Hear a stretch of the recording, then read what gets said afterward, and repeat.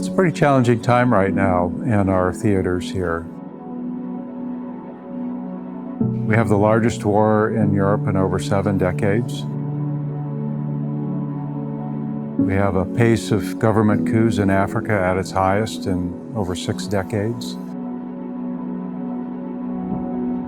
And even in the area of humanitarian assistance and disaster relief, we had the largest earthquake in Europe in over 11 decades last year.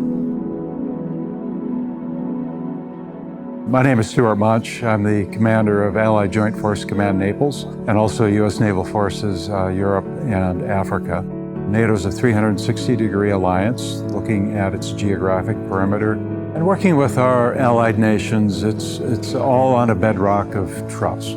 So a willingness to work together and to sacrifice for one another. Every one of the 32 nations that's in NATO has pledged to defend all the other nations. And we take that trust and we convert that into interoperability, which we turn into warfighting advantage, and ultimately that enables us to deter and defend against any threat to NATO.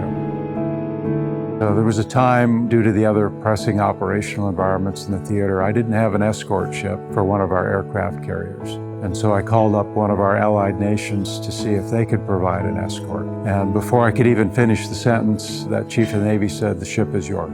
And so that's a pretty serious element of trust that without fully knowing what I needed it for, he was willing to say yes. And likewise, it's trust on my part that I would trust the protection of one of our carriers, with almost 5,000 Americans on board, to one of their ships.